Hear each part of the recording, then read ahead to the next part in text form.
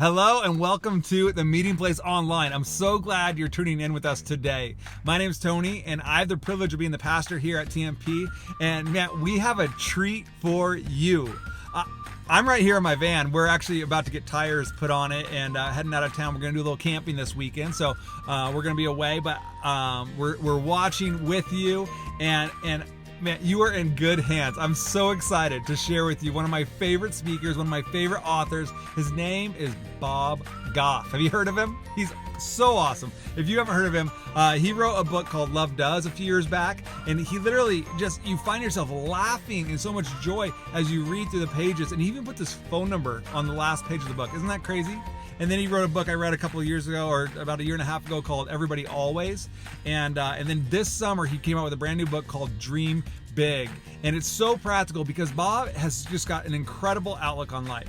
His view of people and the way he follows Jesus, like he's been successful in corporate America as a lawyer and never lost a case. Like just he has an incredible resume, incredible history. But he left all of that. That was kind of a means to an end, to make a bunch of money, just to do a bunch of stuff for Jesus. And he's traveled around the world, made an impact in Uganda. He adopted a kid from Uganda. Just some incredible stories. And I would really encourage you, pick up one of his books after you watch today. Go on Amazon or anywhere you want and grab a book by Bob Goff. You won't regret it. So today we're jumping in with him. He kind of is a little bit mid-conversation. We're going to tune right in, and he's going to challenge us in the way that we think and the way that we live as we follow Jesus. So thanks for being here, and watch this. And I want you to think as we talk about these ideas of what do you want? Why do you want it? And what are you going to do about it? Those three things. What do you want? That was the first conversation Jesus had with every single blind guy he met. They remember the blind guy at the gate? He was like, I'm blind, I'm blind, I'm blind. And Jesus came up, he said, what do you want? Can you imagine the blind guy be like, duh. Yeah, I don't think Jesus was confused about what he wanted. I think he wanted to know if that guy knew what he wanted. What do you want more than anything more? He said, I just want to see. So here's my question to you. What do you want?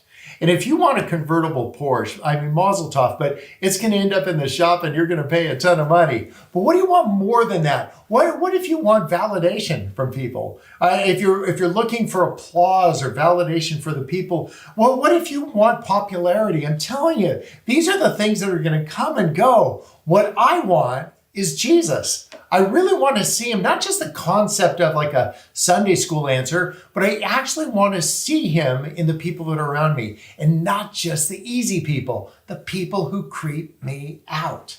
Matthew 5, love your enemies. Man, I think that's easy to read until you have an enemy. I chase witch doctors in Uganda, witch doctors that sacrifice children.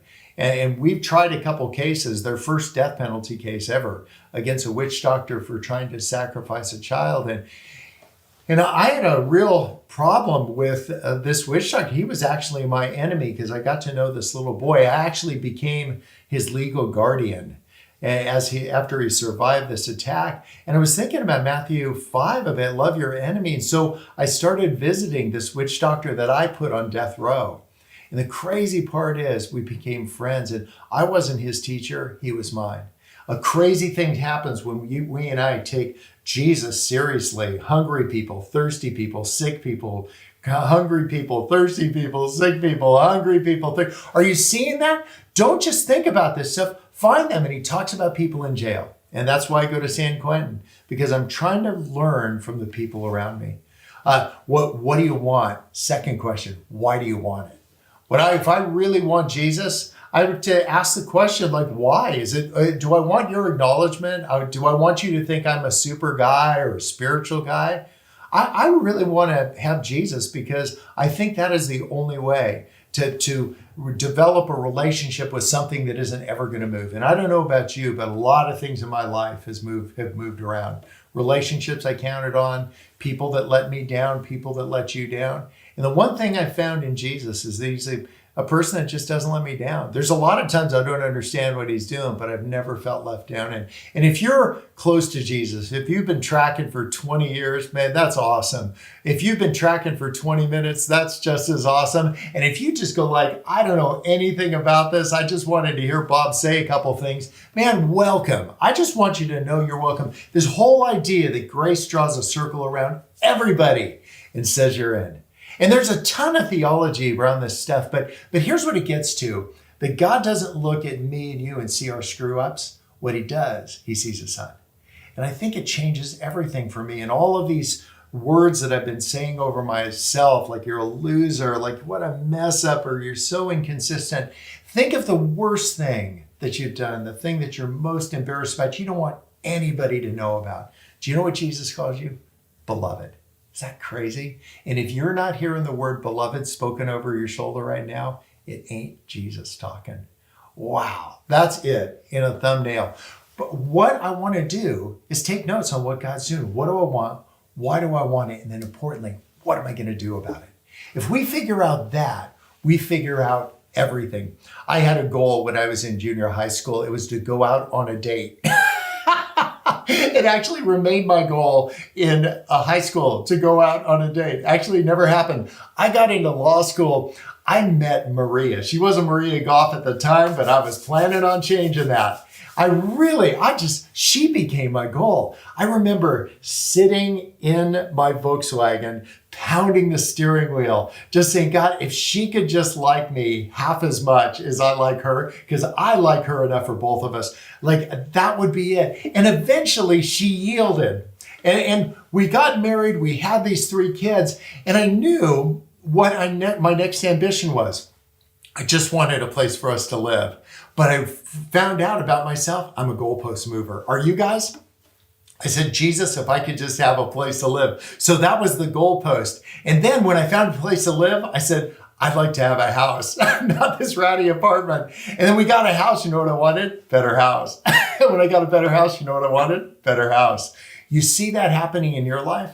And if we have clarity on what do you want? What do you want more than all the houses, more than all the affirmation, more than all the applause? If you just blow the foam off the top, if you say what I want more than anything is Jesus, figure out those things and then go Deuteronomy 6 on it. It says when you're walking by the way, tell your kids about what God's done. Remember the things that he's done. Take notes on it. Acts 1:1, it says Theophilus, lover of God.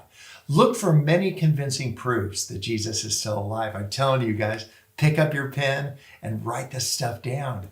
And I'm telling you, don't make your faith easy, because it's not easy. From everything I've been reading and experiencing, it'll actually kill every previous version of you. But make your faith simple. Here's Jesus, smartest theologian ever to walk the face of the earth. And you know what he does? He points to 2 sheep. And he says it's like when one of those gets away.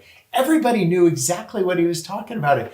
Make it that simple to understand and then to write down. Don't leave it for the authors. Write down yourself these things. I think everybody has a book or 2 in them. What we need to do is just have access to these things. Access to your ideas, understanding why you're doing what you're doing, and then decide what you're going to do about it. You can't just think about this stuff. You got to do something.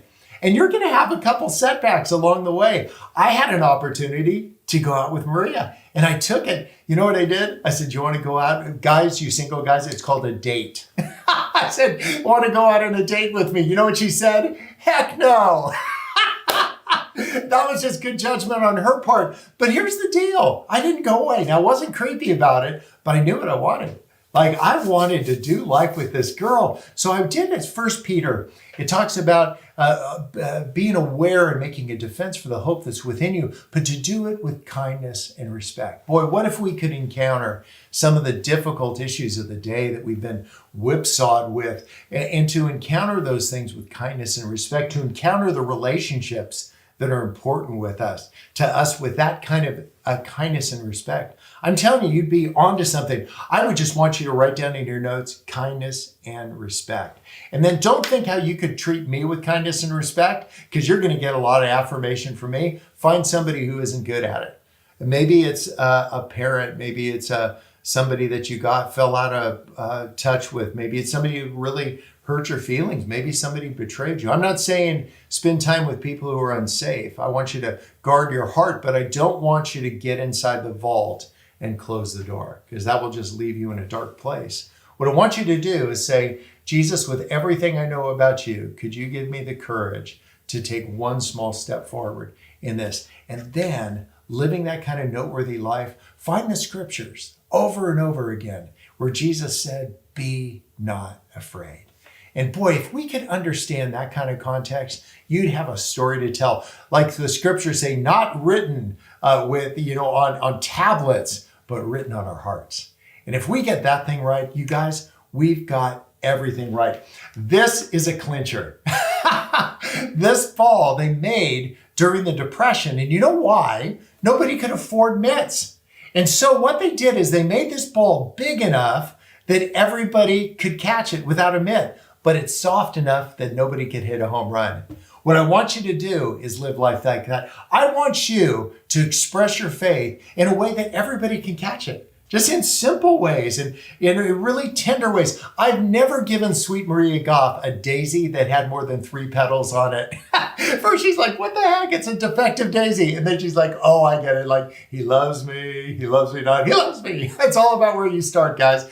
But what I want you to do is express your faith and love. I think that's the only thing that counts, according to Paul, is faith expressed in love. Boy, find a way to do that. And if you've lost your way along the way, what I want you to do is ask what you would do if you lost your keys. What would you think to yourself?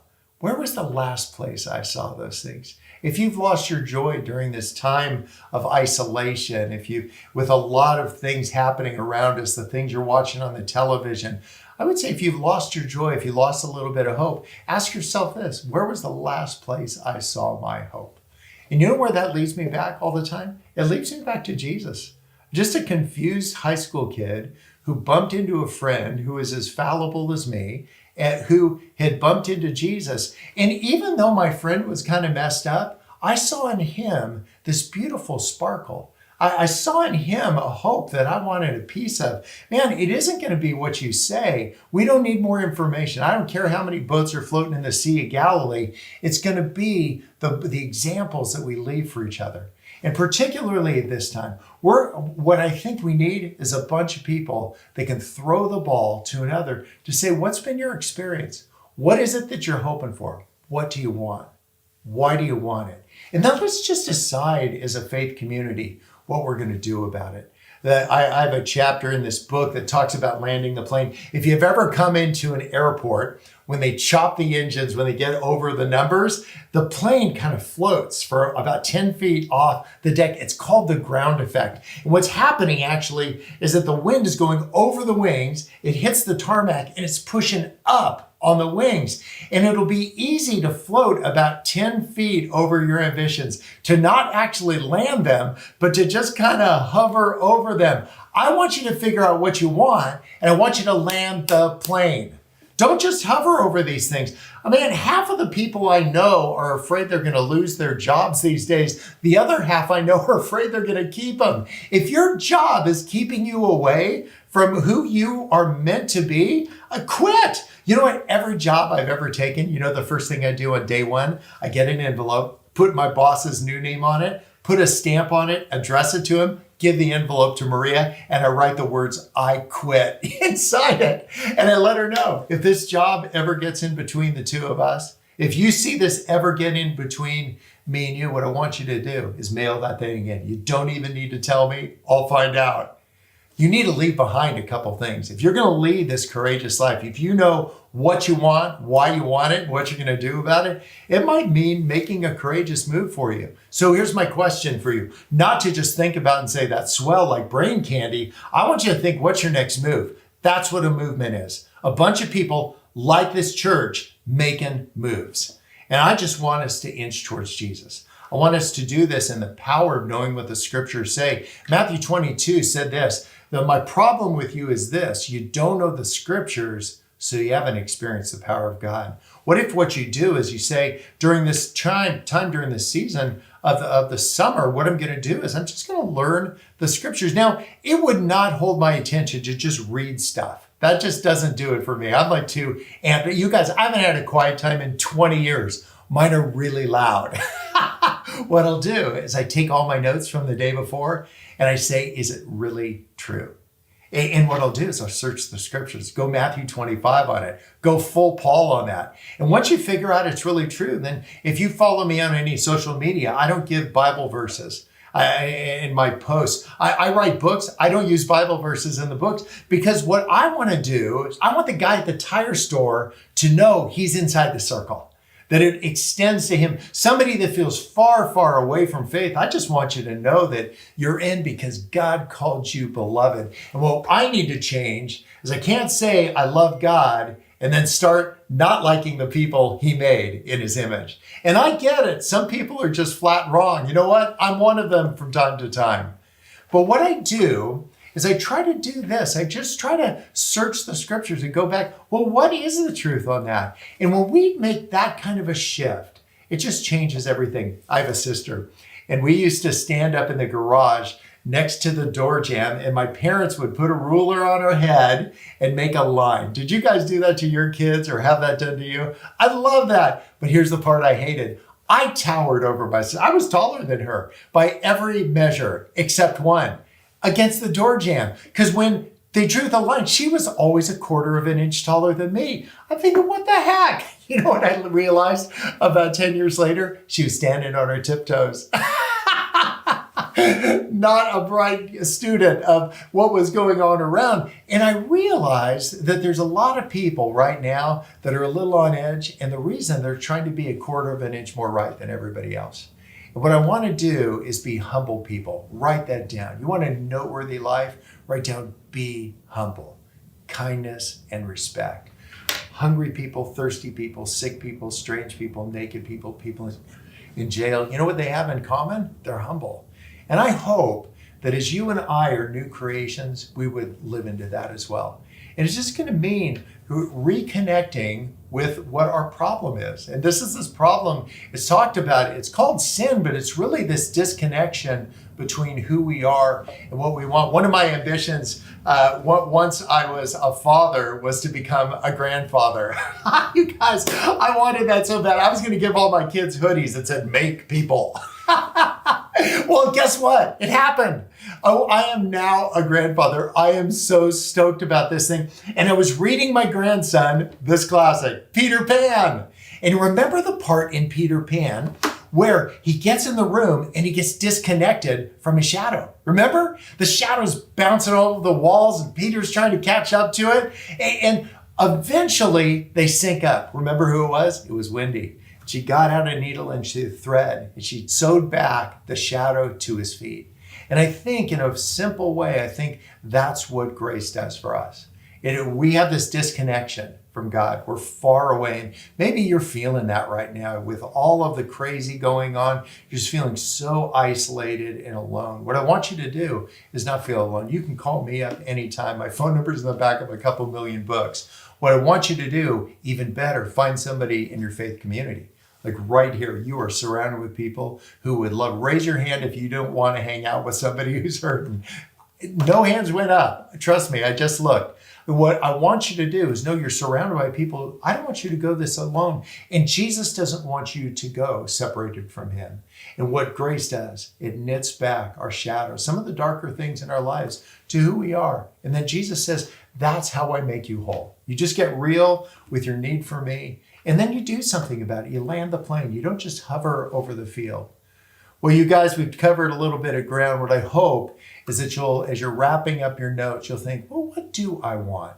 If you go, I want to be happy. That's awesome. Me too. But say, like, what does happy look like? Does that mean like win $1 million? Does it mean give away $2 million? Does it mean go out on a date like I was hoping in high school? Does it mean get right in a relationship that got really wonky? Does it mean have forgiveness, to actually experience that for something in your past that's disconnect? Does it mean to introduce some authenticity, to stitch back together your shadow with who you really are, to realize this Romans 7 predicament that Paul had didn't rule him out. It actually ruled him in. It drew a circle around him and said, actually, what it's going to take is a little bit of patience. God chose me. This is Paul, the worst of the sinners, so he could put on display his immense patience. And I want to close with this. God is patient with you.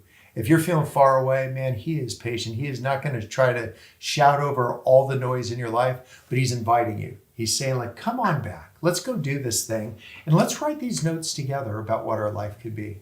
He wants you to dream big with him about the kinds of things that he's interested. He wants you to know what you want. He wants you to vet that against Scripture and ask yourself, why do I want it? And then he wants to together decide, what are you going to do about that thing? Hey, God bless you guys. Jesus, be with these friends. Give them the guts and the grit to be your people, to keep it super real, to be authentic, to be humble, to be yours, and to be great note takers. In your strong name, amen. Well, I hope that if you've never heard of Bob, or if you weren't a fan of Bob Goff before, that you are a fan of him now. I could listen to him talk for so long because he has just so much joy. He's a little scatterbrained, but yet at the same time, he articulates so well things that matter and kind of cuts to the heart of it all. So I really hope that you found today helpful and inspiring. In fact, I go share it with a friend, share it on social media, share it, text it to somebody, give them the link. Maybe you're not a fan of me when I talk, but today you really liked it because it was Bob. But whatever it is, share it with somebody else. And I'm just really glad that you tuned in with us today. I want to say also, we know we're looking forward to the days that we get to be back in person gatherings. And we're like you, just watching the information, watching what even our school districts do so we can apply that to how we do kids ministry for our families. And so we're anticipating the days we get to go back to that. And so I want to say thanks for your flexibility as you continue to engage online. I miss you. I miss being together, but man, what's so awesome about this platform is we can share it further, faster than we've ever been able to do before. And I want to say thanks to you who are continuing to give generously, because when you do that, that's what you're creating. That we get to do these online gatherings because of you. And the reality is, like, there's still overhead. We still pay rent for our building, all that stuff. And I don't want to bore you with that information. You know what that's like if you own a business or even own a home and whatnot, and when finances are tighter. But it's because of your generosity that we get to continue doing the ministry that God is leading us to do in Spokane and beyond. So thanks for that. If you want to give, tmpspokane.com, there's a little give button, but I'm just glad you're part of this community. Well, I hope that you have an incredible Sunday or whenever you're watching this week. And I anticipate next week we'll be back in our summer set list with our 3 and 10 minutes, 3 big things. And thanks for joining us this week. All right, guys, have a good one.